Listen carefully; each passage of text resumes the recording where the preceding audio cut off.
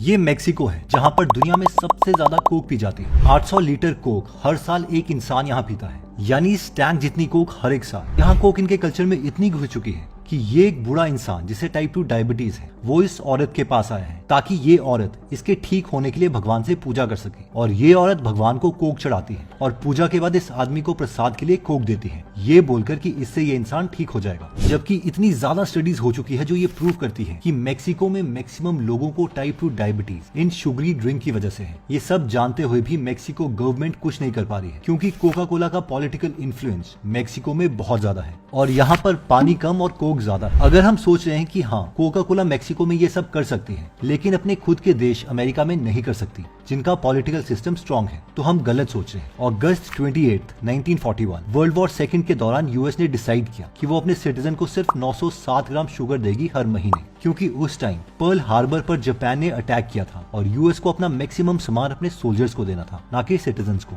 अब इस डिसीजन की वजह से कोका कोला खतरे में आ गई क्योंकि चीनी के बिना कोई कोका कोला नहीं पिएगा। बेन ओइलर्ड जो कि अमेरिकन लॉयर थे, उन्होंने यूएस वॉर डिपार्टमेंट को कन्विंस किया कि इस रैशनिंग लॉ के बावजूद उन्हें शुगर मिलती रहे और कोका कोला को कपड़े और वेपन्स की तरह वॉर एसेंशियल्स की कैटेगरी में डाला जाए। एंड गेस व्हाट, यूएस के सिटीजन्स को तो नहीं लेकिन कोका कोला को शुगर मिलती रही और वॉर में सोल्जर्स को बाकी इंपॉर्टेंट चीजों के साथ कोका कोला मिलना भी स्टार्ट हो गई। इवन यही नहीं, the cost of shipping and cost of building plants of Coca Cola were also paid by US government. Coca Cola ने तो यहाँ तक कह दिया था कि कोका कोला दुनिया में अमेरिकन कल्चर को आगे बढ़ा रही है और पैट्रियोटिज्म और नेशनलिज्म जैसी भावनाओं के साथ उसे जोड़ के देखना चाहिए। पूरी दुनिया में इस वजह से 64 नए प्लांट्स बने, जिसकी वजह से 500 करोड़ से भी ज्यादा ड्रिंक्स यूएस आर्मी द्वारा पी गई और वो भी सिर्फ वर्ल्ड वॉर सेकंड के दौरान। इसके अलावा कोका कोला ने यूएस के दुश्मन देश यानी नाजी गवर्नमेंट जर्मनी को भी 1 लाख से ज्यादा कोका कोला दी और बाद में जब यूएस आर्मी ने सभी कंपनीज को सख्त आदेश दे दिए कि जर्मनी के साथ यूएस की कोई भी कंपनी ट्रेड नहीं करेगी, तो इस पर कोका कोला ने जर्मनी से ऑफिशियली रिलेशंस तो तोड़ दिए, लेकिन सबसे छुपकर जर्मनी में उन्होंने एक नई कंपनी खोली और जर्मनी के लिए एक नई ड्रिंक बनाई जो सेब के छिलके, चीज, वे और इवन लॉलीपॉप्स के मिक्सचर से बनी थी और इस ड्रिंक का नाम था फैंटा। धीरे धीरे फैंटा जर्मनी की सबसे पी जाने वाली ड्रिंक बनी और जंग के बाद इस नई कंपनी से जो सारा प्रॉफिट था वो मेन कंपनी कोका कोला के पास गया। इतना ही नहीं, कोका कोला पर एलिगेशंस हैं कि इन्होंने कोक में डल रही कैफीन जब कम पड़ने लग गई तो कोयले से कैफीन निकाली गई। Citizen Coke the making of Coca Cola capitalism book के ऑथर बार्ट एल्मोर लिखते हैं कि जब कोका कोला की डिमांड बढ़ने लग गई तो कोका कोला ने एक कंपनी मॉन्सेंटो के साथ डील की कि वो उन्हें कैफीन और सैक्रिन प्रोड्यूस करके देगी जो उन्हें कोक बनाने के लिए चाहिए था। जब कैफीन और सैक्रिन की डिमांड और बढ़ने लग गई तो अब मॉन्सेंटो कंपनी इस डील को नहीं खोना चाहती थी, इसलिए उन्होंने एक नया मेथड यूज किया कैफीन को कोल तार से निकालने का। अगर आप सोचते हैं कि ये वही कोल तार है जो हम रोड में यूज करते हैं तो आप ठीक सोच रहे हैं। अब इस कोल तार से निकली सिंथेटिक कैफीन के एक चम्मच में 28 कप जितना कैफीन था, जिससे इंस्टेंट एनर्जी तो मिलती है लेकिन ये वजह बनती है एंजाइटी और हाई ब्लड प्रेशर की। और इंटरेस्टिंग बात यह है कि मॉन्सेंटो वही कंपनी है जिसने एजेंट ऑरेंज बनाया था। जिन्हें नहीं पता, तो जब यूएस की वॉर वियतनाम से हो रही थी तो बहुत से यूएस सोल्जर्स इस वॉर में मारे जा रहे थे क्योंकि वियतनामीज पेड़ पौधों के पीछे छुप के गुरिल्ला वॉर कर रहे थे। तो उस वक्त यूएस आर्मी ने मॉन्सेंटो को एजेंट ऑरेंज बनाने के लिए कहा जो कि एक हर्बिसाइड था और उसके बाद यूएस आर्मी ने इस हर्बिसाइड को अपने एयरप्लेन से वियतनाम में फेंकवा दिया, जिससे सारी फसल बर्बाद हो गई और वियतनामीज अब गुरिल्ला वॉर नहीं कर पा रहे थे, जिससे यूएस को फायदा हुआ। बट इसका साइड इफेक्ट ये था कि एयरप्लेन से कुछ एजेंट ऑरेंज वियतनामीज के ऊपर भी गिर गया था, जिसकी वजह से इनके डीएनए में चेंजेस आने लग गए और धीरे धीरे 3 लाख से भी ज्यादा लोग अफेक्ट हुए। किसी की आंख नहीं थी, किसी के हाथ नहीं थे और इसका असर आज भी वियतनाम के लोगों में देखा जाता है। पर सवाल ये आता है कि अगर एक कोका कोला की बोतल में ये सारे इंग्रेडिएंट्स हैं, जैसे कि इसमें 40% शुगर है, यानी ऑलमोस्ट कोक की आधी बोतल चीनी है, जिसकी वजह से ओबेसिटी, टाइप 2 डायबिटीज और हार्ट रिलेटेड बीमारियां होती हैं। कलर के लिए इसमें कैरेमल E150D है, जिससे international agency for research on cancer ने एक ऐसा सब्सटेंस बताया है जो ह्यूमन बॉडी में कैंसर का कारण बनता है। इसमें फिनाइलएलानाइन है, जिसे अगर ज्यादा अमाउंट में कंज्यूम किया जाए तो सीजर्स और ऑर्गन फेलियर तक ह्यूमन बॉडी में हो सकते हैं। इसमें सोडियम बेंजोएट है जो अगर विटामिन सी से मिलता है तो ये बनता है बेंजीन, और बेंजीन वही गैस है जो कि पाई जाती है पेट्रोल, पेस्टिसाइड्स और फैक्ट्री से निकलते हुए धुएं में, और ये हमारे ब्लड सेल्स पर अटैक करती है, जिसकी वजह से ये धीरे धीरे लिवर, हार्ट और किडनी को अफेक्ट करना स्टार्ट कर देती है। और कोका कोला की ऑफिशियल वेबसाइट के अकॉर्डिंग इसमें बायफिनॉल ए है। ये केमिकल कोका कोला ड्रिंक्स में नहीं पर उनकी बॉटल्स और कैंस में पाया जाता है, जो ह्यूमन बॉडी के कांटेक्ट में आते ही फीमेल हार्मोन एस्ट्रोजन को मिमिक करता है, जिसकी वजह से अर्ली प्यूबर्टी और मेल में इनफर्टिलिटी होती है। पर सवाल ये है कि आजकल तो इंटरनेट अवेलेबल है, लोग इंटेलिजेंट हैं, फिर भी सरकार इसे बंद क्यों नहीं कर रही है? तो इसका रीजन है कि Coca Cola 3 step formula use करती है। फर्स्ट है political influence and press manipulation. Mexico में एक इंसान है विसेंटे फॉक्स, जिन्होंने अपना करियर स्टार्ट किया था कोका कोला के डिलीवरी बॉय की तरह, और इवेंचुअली वो प्रमोट होते गए और कोका कोला के मेक्सिको डिपार्टमेंट के हेड बने। और अब हुआ ये कि बाद में ये मेक्सिको के प्रेसिडेंट बन गए, और प्रेसिडेंट बनने के बाद मेक्सिको में कोक बनाने के लिए कोका कोला को पानी की जरूरत पड़ी,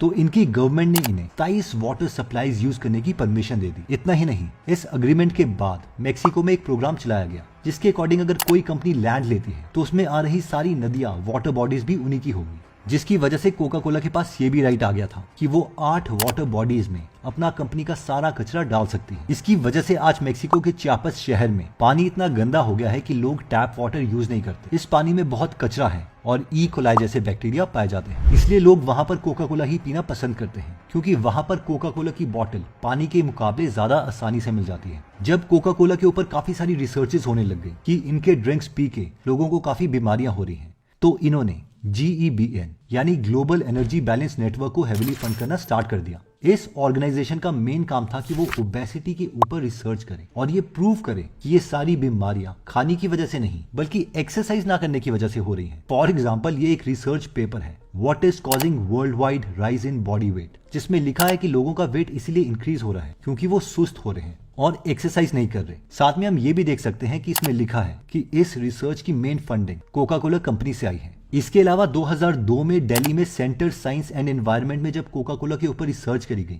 तो उसमें पेस्टिसाइड्स पाए गए जो इतने हार्मफुल हैं कि वो बर्थ डिफेक्ट और इवन कैंसर तक कर सकते हैं। लेकिन बाद में कोका कोला ने नीदरलैंड की TNO nutrition and food research lab में इंडिया की कोक के सैंपल्स भेजे और इस रिसर्च लैब ने सर्टिफाई किया कि ये सारी कोल्ड ड्रिंक्स बिल्कुल सेफ है और इसमें कोई पेस्टिसाइड्स नहीं है। कोका कोला का जीतने का सेकंड सीक्रेट है एक्सट्रीम मार्केटिंग। कोका कोला का शुरुआत से बस एक मानना है कि उन्हें प्रोडक्ट्स नहीं, एक इमोशन बेचना है, और इसी वजह से वो हमेशा ऐसे आइडियाज के साथ आते हैं जो उनके कस्टमर्स को उनके साथ इमोशनली जोड़ दें। चाहे फिर कोक को दिवाली के इमोशंस के साथ जोड़ना हो, या पब्लिक प्लेसेस में लगाई वेंडिंग मशीन्स जो फ्री कोक देती है उन्हें हक करने पर, या फिर इंडिया में रन किया गया उनका सबसे फेमस कैंपेन जो हमें आज भी याद है, ठंडा मतलब कोका कोला, जिसका मकसद था इंडिया के हर घर में सबकॉन्शियसली ठंडे वर्ड को कोका कोला के साथ जोड़ना, ताकि जब भी कोई बोले आप ठंडा लेंगे या गर्म, तो अगर वो ठंडा बोले तो उन्हें कोक याद आए। इमोशनल बॉन्ड के अलावा कोका कोला एक और चीज में भरोसा करता है, और वो है कि उसका प्रोडक्ट जितना ज्यादा दिखेगा उतना ही ज्यादा दिखेगा। तभी तो जिस टाइम में पूरी दुनिया में बाकी कंपनीज सेलिब्रिटीज को प्रोडक्ट एंडोर्समेंट के लिए एक रिस्क समझती थी, तब कोका कोला ने हिल्डा क्लार्क, जो कि फेमस अमेरिकन एक्टर और मॉडल थी, उसको अपना मार्केटिंग फेस बना दिया। कोका कोला शुरू से चाहता है कि वो USA की टाइम स्क्वायर बिल्डिंग से लेके गली नुक्कड़ की एक छोटी सी दुकान तक हर जगह दिखे, और इसी की वजह से 1901 में एडवर्टाइजिंग पर 1 लाख यानी आज के रुपए के according 27 crore Indian rupees Coca Cola ने खर्चे, जो कि 1911 तक आते आते $1 मिलियन यानी आजकल के रुपए में 250 करोड़ रुपए बन गए। यानी 10 साल में इनका मार्केटिंग स्पेंड 10 गुना हो गया था, और इसी मार्केटिंग की वजह से 1917 तक American 2 million per day Coca Cola consume कर रहे थे। पर पिछले साल यानी 2022 में कोका कोला का मार्केटिंग बजट बन गया था $4.6 बिलियन, यानी 3 बुर्ज खलीफा जितना पैसा उन्होंने मार्केटिंग में एक साल में ही खर्च कर दिया। इसी मार्केटिंग की वजह से 1980s में आई